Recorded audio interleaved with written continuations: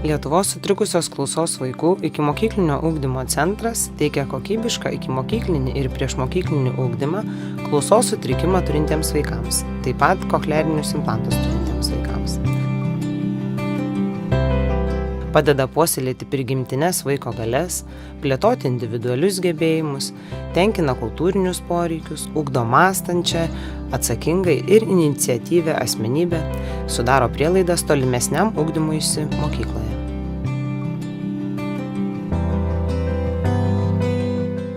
Lietuvoje galėčiau pasakyti, kad mažai yra informacijos apie vaikus, kurie turi tokią problemėlę, kurie negirdi arba blogai girdi. Ir sužinojus internete apie šią įstaigą, apie tą centrą, iškart nuvažiavom su vyru ir šiuo metu esam labai patenkinti, nes čia visų pirma labai maloni direktorė, kuri mus priėmė, pasakė, kaip viskas bus, ko tikėtis ateityje, kad iš pradžių netikėkit, kad viskas bus gerai, viskas su laiku bus. Susipažinau su puikia mokytoja ir visiems tėveliam linkėčiau patekti tą įstaigą. Vaikai lankantis šią įstaigą iš tikrųjų yra dvi galimybės, ne? Tai yra vaikai lankantis visą dieną darželyje, tai yra 5 dienos per savaitę, kur ateina ryte ir tėvai pasiema vakare. Dar būna, kad vaikai ateina pasimokyti su surdopedagogu ir tėvelis. Tai jau vadinasi individualūs užsiėmimai, kai užsiėmimuose dalyvauja būtinai tėveliai. Tai vyksta surdopedagogas, tėveliai ir vaikas. Centras įgyvendina ikimokyklinio ugdymo, priešmokyklinio ugdymo programas, vykdo visuomenės švietimą klausos sutrikimą turinčių vaikų ugdymo integracijos klausimais, formuoja humanišką visuomenės požiūrį į negalią turinčius asmenis, konsultuoja, teikia informacinę metodinę pagalbą mokytojams, surdopedagogams, auklėtojams, tėvams, ugdantiems klausos sutrikimą turinčius vaikus.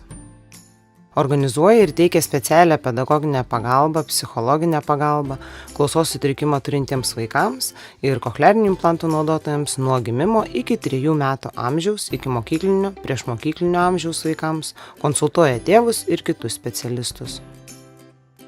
Organizuoja visuomenės informavimą apie klausos sutrikimą turinčių vaikų ugdymą.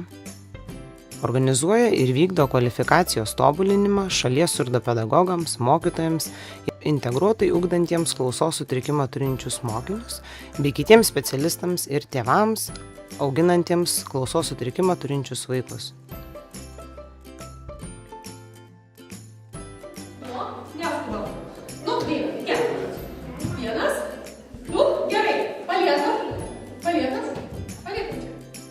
Pusiausvyros judėjimas yra labai svarbus, nes tai yra visas judesių pagrindas, bazė judėjimo veiksmų, kurie formuoja vaiko visą motoriką. Todėl pas klausos sutrikimą turinčius vaikus pirmiausiai atsilieka koordinacija, orientacija erdvėje ir greičio reakcija.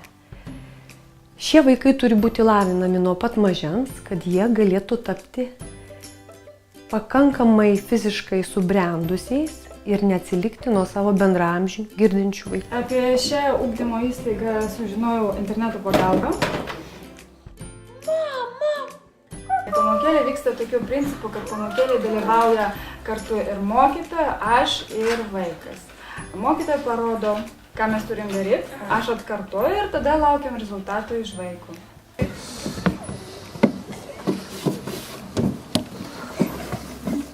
Esu Rūta Stankevičiūtė, dirbu surdopedagoge, dirbu su vaikais po kochlearinės implantacijos, su klausos aparatais. Tai mūsų centras yra ypatingas tuo, kad dirbame su vaikais su klausos sutrikimais ir įvairaus laipsnio klausos sutrikimais. Tai turime ir kurčiųjų, kaip minėjau, ir su klausos implantais, po kochlearinės implantacijos, klausos aparatais. Ir dar mūsų centras ypatingas tuo, kad dirba daugybė specialistų. Skiriasi tuo, kad pas mus yra sustiprinta kūno kultūra, tai yra 4 savaitiniai užsiėmimai, iš kurių 2 yra korekcinės gimnastikos, 2 bendri fizinio lavinimo užsiėmimai.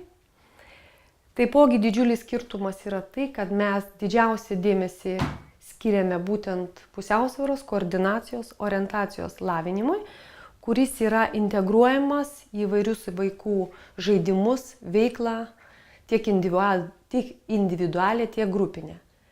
Ir mes naudojame labai daug priemonių, naujų, netradicinių, skirtų, sakykime, net ir tiek reabilitacijai, tiek profilaktikai, kas liečia pusiausvyros kalneliai, pusiausvyros platformos, kietos, minkštos, įvairūs džim kamuoliai, ritiniai, įvairios ratukinės lentos, kurios būtent padeda mums lavinti šitas savybės, apie kurias prieš tai užsiminiau. Centre ugdymas organizuojamas vadovaujantis centro strateginiu planu, metinė veiklos programa, centro ikimokyklinio ugdymo programa, klausos sutrikimą turintiems vaikams ir bendraja priešmokyklinio ugdymosi programa. Centre veikia 2 skyriai – ikimokyklinio ugdymo ir socialinio ugdymo skyrius. Ikimokyklinio ugdymo skyriuje veikia 6 vaikų grupės, kurios formuojamos atsižvelgiant į vaiko klausos sutrikimo laipsnį ir amžių.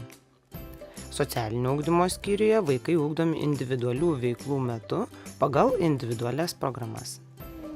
Šią įstaigą lankom jau beveik 2 mėnesius ir pasiekėm gana neblogų rezultatų per tokį trumpą laiką. Vaikas pradėjo skleisti garsus, linksmas ir mes esame labai patenkinti.